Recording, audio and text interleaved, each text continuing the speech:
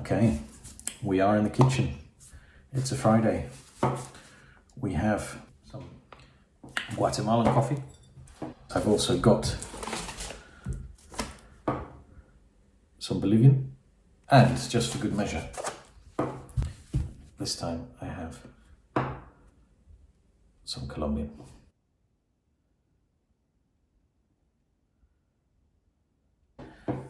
I have my trusty Defender mug. All we're missing now is a v60 cone and some hot water. So let's get to it. We're going to make another coffee video. So legend has it, at least in my family, that you would put milk when making tea, not coffee, but you'd put milk in the cup first in order for the hot water to not crack your fine china. So get your filter, fold it over if it has got a fold. So you want to get your filter and you want to fold it along this edge, and that is how you want your filter to go into the cone. These are some nice milliliter ones. They are too big, and I'll show you why in a second. I am going to get not a weighing scale, but my trusty scoop, because I know that winds up the purists who like to weigh everything, including the water. Now, what you can hear in the background for a change, apart from me rustling, is the microwave heating 220 milliliters. Why 220 milliliters, I hear you say? Well, because it's a 250 millimeter mug, and if I fill it with 250, I can sometimes burn myself. Now it's going in the microwave for 2.5 minutes, which gets it to about 90 some degrees. Is that angle a little bit better? I think so. So put the coffee on the side. So you can see this water has literally just come, it was just before the boil, and now the way microwaves work, some deposits of lime, especially because we have hard water in England, will have made it bubble. But this has been ground for stovetop, so a lot of the time what people will do is do that and then let it mass. But as I'll show you with some other video, I've got the grind and the amount perfect, and if I let it mass, I can over extract it, which I'll show you in a second, and I don't want to do that today.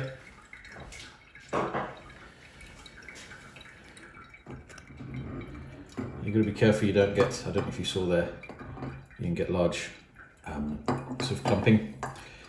This I've actually got ground by Monmouth Coffee as stovetop, which I find works better for the way I like to make coffee with a v60. Now you can, with this bigger filter, as you can see this is a lot higher, this is a 1x4, you can actually do the swirling action, especially if you've put your filter in properly, which I haven't there. But as you can already see, I am beginning to get some over extraction. So pour it in a circular motion, and as you can see already, I can probably even take this off if I want to, because the coffee that I want is already in the cup. But I'm going for a longer one, and we've done this video, so I'm going to leave it. But yeah, I've already over extracted this slightly from all of the swirling I showed you, but it was just to give you the effect. I'm still going to drink this coffee because, well, yeah, it's kind of Friday, I don't need some coffee.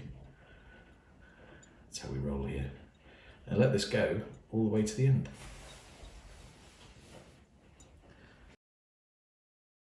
So I think I'm going to have to do another one because that's so over extracted. But yeah, so it's up to you to play with the grind and get it how you want it.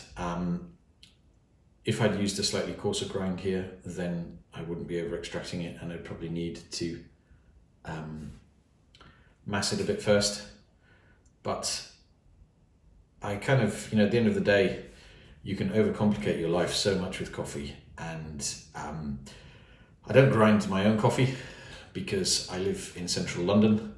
If I lived outside with a bigger kitchen and more space, then I would.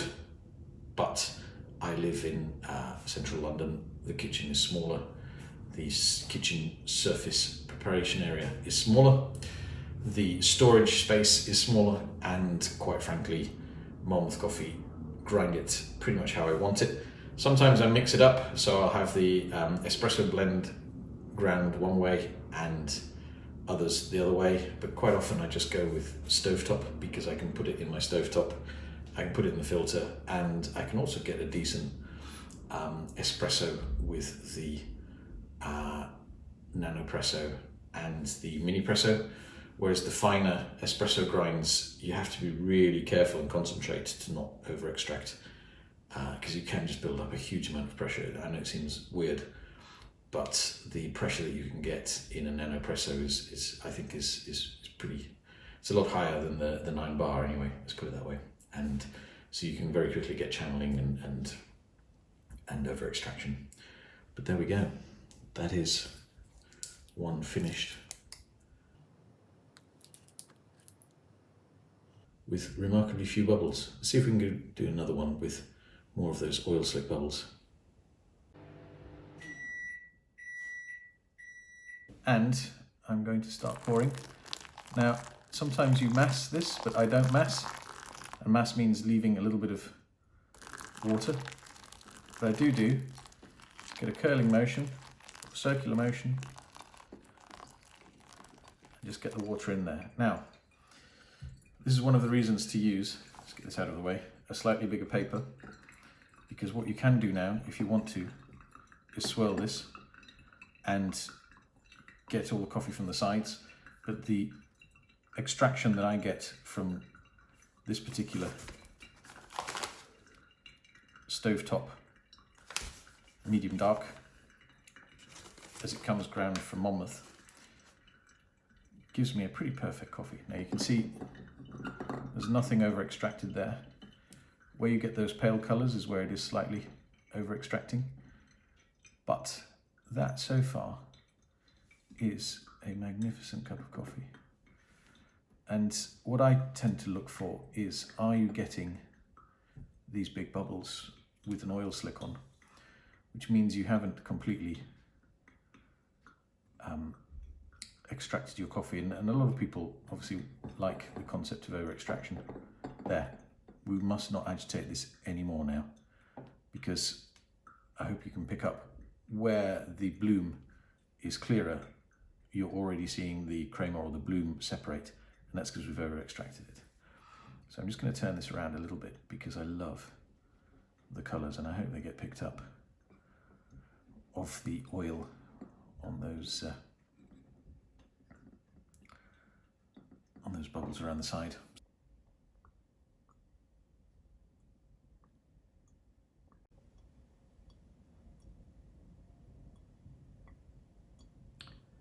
Oh, the sound of a v60 dripping. Its final drops. Yeah, it's over extracted.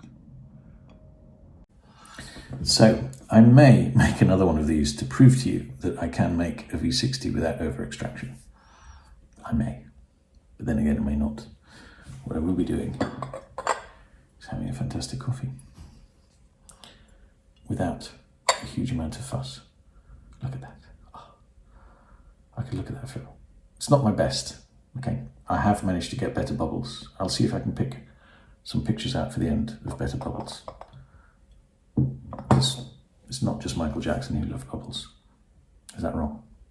No, I love Michael Jackson.